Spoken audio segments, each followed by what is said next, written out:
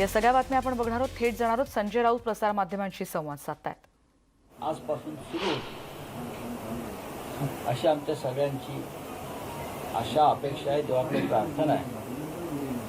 आणि पुढली उरलेली 4 वर्षसुद्धा या सरकारची फक्त महाराष्ट्राचा विकास, जनतेचा कल्याण आणि महाराष्ट्रानं राष्ट्राला मजबूत करण्यासाठी प्रत्येक पाऊल उचललं जाईल अशा पद्धतीने या सरकारचं काम राहील असं मला माननीय मुख्यमंत्र्यांच्या भूमिकेतून आणि सतत बोलण्यातून जाणवत आहे. कालच त्यांची माझी प्रदीर्घ काळ भेट झाली आणि ते सुद्धा त्याच भावना व्यक्त करत होते.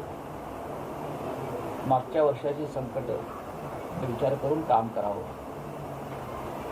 या राज्यातल्या प्रत्येक नागरिकाला वाटलं पाहिजे हे माझं सरकार आहे, हे माझे मुख्यमंत्री आहेत आणि भावना त्यांच्या मनात वाढीस लागणारं कार्य या सरकारकडून होईल असं मला चित्र दिसतं. विरोधक वारंवार की आता या राज्यामध्ये कोणते ऑपरेशन होणार नाही.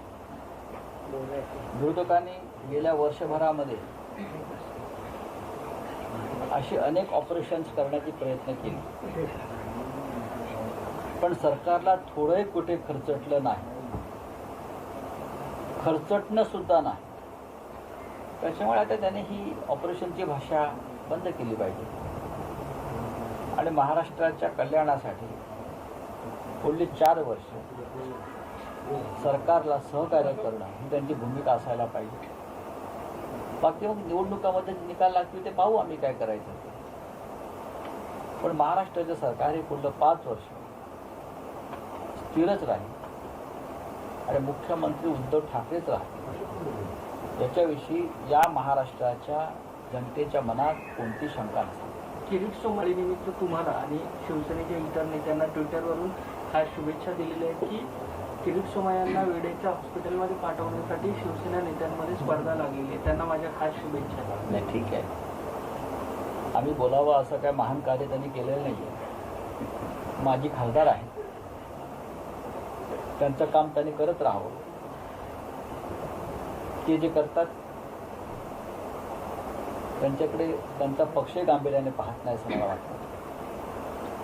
पण शेवटी विरोधकांनी टीका करावी, पण आपण जे करतोय त्याच्यामुळे आपलाच पक्ष गाळ्यात जातो, आपल्याच पक्षावरचा विश्वास उडतो. याचं भान त्याने ठेवलं पाहिजे. महाराष्ट्रामध्ये उत्तम विरोधी पक्ष असावा, त्याने विधायक काम करावं ही आमची भूमिका आहे. मुख्यमंत्री उद्धव ठाकरे यांना जे ओळखतात किंवा बाळासाहेब ठाकरे यांच्याविषयी ज्यांना माहिती आहे तर ते नक्कीच सांगतील की आज अनेक राज्यामध्ये ज्या प्रकारे विरोधी पक्षांचं दमन चालू आहे सत्ताधाऱ्यांकडून, केंद्राकडून, अशी भूमिका कधीही आम्ही खास करून उद्धव ठाकरे यांनी घेतली नाही, बाळासाहेब ठाकरे घेत नव्हते. त्याच्यामुळे हे खोटं नाटं आरोप करण्याचं त्यांनी बंद केलं पाहिजे. जुनी थडगी उकरायची म्हटली, जुनी थडगी,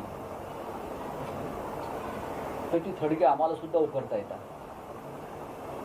पण मागचं विसरून पुढे जावं ही आमची भूमिका आहे. जर थडग्यामध्ये हात घालत बसला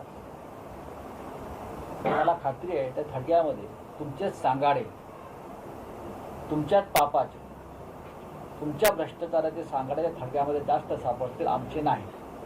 सर, इस बार सत्ता का संघर्ष था, इस बार कोरोना का संघर्ष है. पिछले साल यही समय था, आप यही मेरे पास आते थे और महाराष्ट्र में ठाकरे सरकार बनने की एक प्रक्रिया चल रही थी.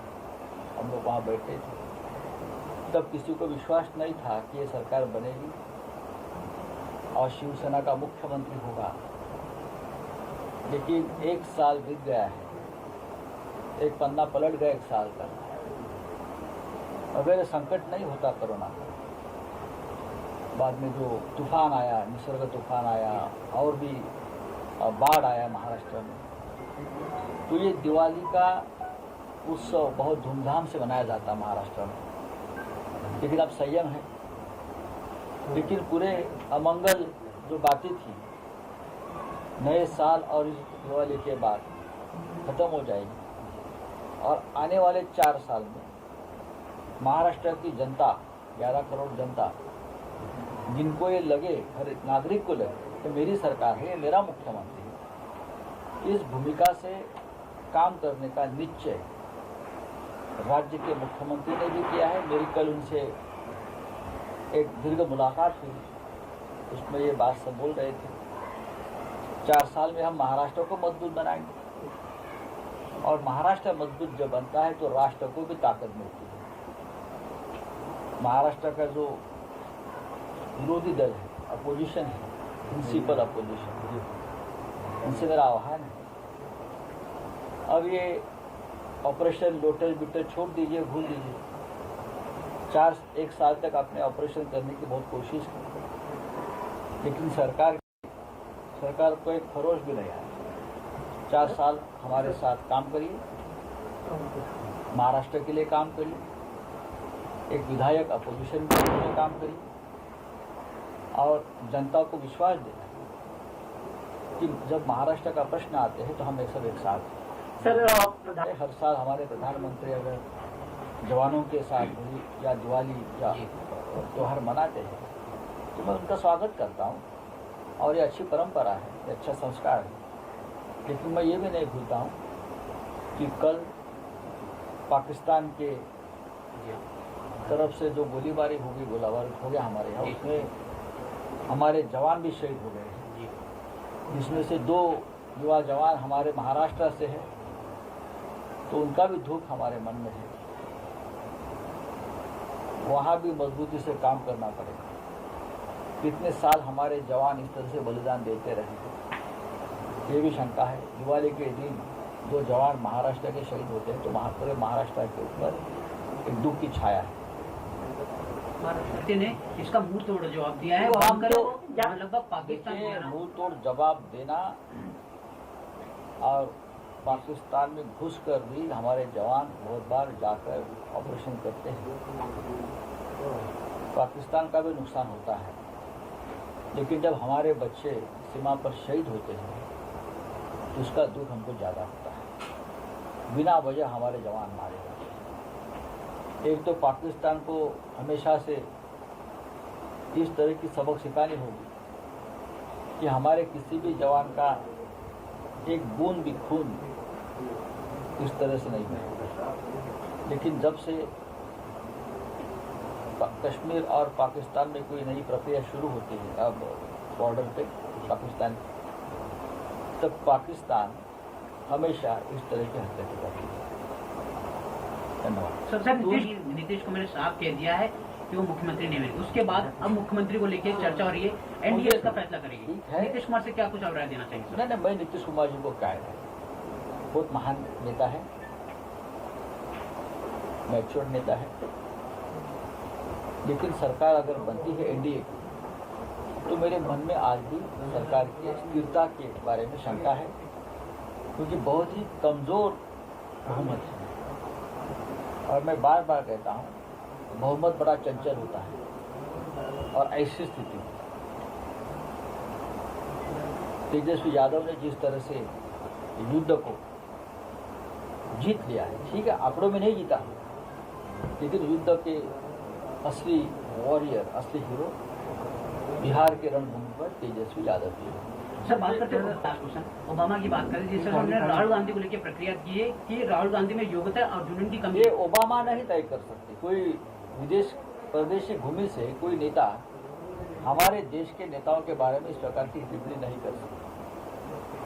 हम ये नहीं कहेंगे कि ट्रंप पागल है, वो हमारा अधिकार नहीं है।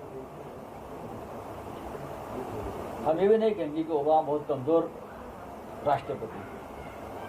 हमारे देश में किसी भी नेता के बारे में, चाहे किसी भी पार्टी का हो, चाहे हमारे उनसे मतभेद क्यों ना हो, लेकिन विदेश से भूमि से कोई इस प्रकार की टिप्पणी करता है, लिखता है, और उसका यहाँ राजनीतिकरण होता है, तो ये हमें मंजूर नहीं है। अगर राहुल जी हो, मोदी जी हो, अमित शाह जी हो, कोई भी हो, तो इस देश में राजनीति करते हैं, कांग्रेस पार्टी के अध्यक्ष हैं, उसके बारे में ओबामा को कितना अनुभव है?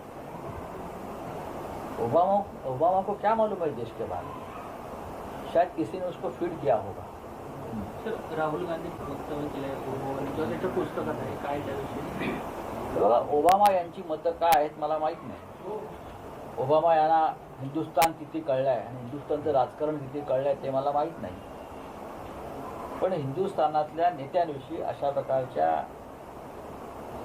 टीका टिप्पणी करणं, मग ते कोणत्याही पक्षाचे असो, कोणत्याही पक्षाचे असो, ओबामांना अधिकार दिला नाही इकडल्या नेत्यांविषयी अशा प्रकारचं वक्तव्य करण्याविषयी. आम्ही आमच्या नेत्यांविषयी काय भूमिका आहे ते आम्ही व्यक्त करू. ओबामाने एक वक्तव्य करायचं त्याच्यावरती ते राजकीय लोकांनी माहोल निर्माण करायचा, आम्हाला माहिती आहे आमच्या देशातल्या नेत्यांची काय मानसिकता आहे, काय भूमिका आहे. राहुल गांधी काँग्रेस पक्षाचे अध्यक्ष होते, आजही ते चांगल्या प्रकारे काम करत आहेत. आणि ओबामा किंवा अन्य कोणाचं प्रमाणपत्रावरती या देशातले नेत्यांचं भवितव्य ठरत नाही. पंतप्रधान उद्या जर कोणी प्रधानमंत्री मोदी यांच्याविषयी काही टिप्पणी केली तरी मी हेच सांगेन, आमच्या देशातल्या नेतृत्वाविषयी, ते कमजोर असेल किंवा मजबूत असेल, अशा प्रकारे टिप्पणी करण्याचा अधिकार तुम्हाला नाही. झालेले आहे. पंतप्रधान मोदी आज जैसलमेरला, प्रधानमंत्री सैनिकांमध्ये जाऊन, जवानांमध्ये जाऊन जर दिवाळीचा सण साजरा करत असतील तर त्याचं स्वागत आम्ही नेहमीच केलं. सीमेवरच्या जवानांमध्ये आपले प्रधानमंत्री जातात, ही चांगली परंपरा, चांगला पायंडा त्यांनी पाडलेला आहे. पण त्याच वेळेला काश्मीरच्या सीमेवर पाकिस्तानकडून जो हल्ला झाला, त्यात जे जवान शहीद झाले त्यातले 2 जवान या महाराष्ट्राच्या भूमीतले आहेत, सुद्धा विसरता येत नाही. 2 जवानांनी आमच्या महाराष्ट्राच्या प्राणांचं बलिदान दिले, सातत्याने देत आहे. कुठेतरी ही बलिदानं थांबली पाहिजे याचा विचार या सरकारला करावा नाही. Sir, thank you so much. आपण बघतोय आता संजय राऊत यांनी आता पत्रकार परिषद घेतली आणि प्रसारमाध्यमांशी संवाद साधलेला आहे. जुने वाद उकरून काढू नका अशा आशयाचं देखील त्यांनी आता विधान केलेलं आहे. पण त्याचबरोबर पाकिस्तानला निश्चितच उत्तर देण्याची गरज आहे असं देखील त्यांनी म्हटलंय. त्याचबरोबर सरकारबद्दल खोटेनाटे आरोप करू नका, हे सरकार स्थिर आहे आणि 5 वर्ष टिकणार आहे असं देखील त्यांनी म्हटलं. आपल्याला माहिती आहे किरीट सोमय्या यांनी देखील एक ट्विट केलं होतं आणि त्याबद्दल देखील त्यांना प्रतिक्रिया यावेळी विचारण्यात आली होती आणि तेव्हा त्यांनी म्हटलंय की खोटेनाटे आरोप करणं बंद करावं. त्याचबरोबर महाराष्ट्रातल्या 2 सुपुत्रांना आपण गमावलंय कालच्या पाकिस्तानच्या हल्ल्यामध्ये. या सगळ्याच बलिदानाबद्दल सरकार त्याबद्दल संवेदनशील आहे असं देखील त्यांनी म्हटलंय. त्याचबरोबर राज्य आणखी मजबूत करण्यासाठी सरकारच्या 1 वर्ष पूर्तीच्या निमित्तानं देखील ऑपरेशन लोटस विसरून जा असं देखील आता राऊत यांनी म्हटलंय. किरीट सोमय्या यांनी काही वेळापूर्वी ट्विट केलं होतं आणि त्याविषयी त्यांना प्रतिक्रिया विचारण्यात आली होती. संजय राऊत, अनिल परब, रवींद्र वायकर, नीलम गोरे, किशोरी पेडणेकर, गुलाबराव पाटील, चंद्रकांता खैरे, ठाकरे सरकारचा डझनभर नेत्यांमध्ये मला मेंटल हॉस्पिटल आणि जेलमध्ये पाठवायची स्पर्धा आहे अशा आशयाचं ट्विट किरीट सोमय्यांनी केलं होतं आणि त्यांनी त्या ट्विटमध्ये पुढे असं देखील म्हटलं होतं की या सगळ्यांना दीपावलीच्या शुभेच्छा. आपल्याला माहिती आहे की गेल्या 2 दिवसांपासून किरीट सोमय्यांनी केलेले आरोप आणि त्यावर संजय राऊत यांनी दिलेली उत्तरं, शिवसेनेची बाजू त्यांनी लावून धरलेली होती आणि आता पुन्हा एकदा संजय राऊत यांनी सोमय्यांवरही टीका केलेली आहे. त्यामुळे आत्ताच्या या पत्रकार परिषदेतले हे काही महत्त्वाचे मुद्दे. राज्याला आता म्हणजे राज्यातल्या या सरकारला आता लवकरच वर्ष पूर्ण होत आहे. त्यानिमित्तानं देखील आत्तापर्यंत म्हणजे गेल्या काळात याच साधारण काळामध्ये संजय राऊत प्रसारमाध्यमांशी संपर्क साधून प्रसारमाध्यमांच्या मार्फत काय काय घडामोडी घडतात सत्तांतराच्या पार्श्वभूमीवर या सगळ्याची कल्पना देत होते आणि त्यांच्या पत्रकार परिषदेतून आपल्याला हे सगळे अपडेट्स कळत होते.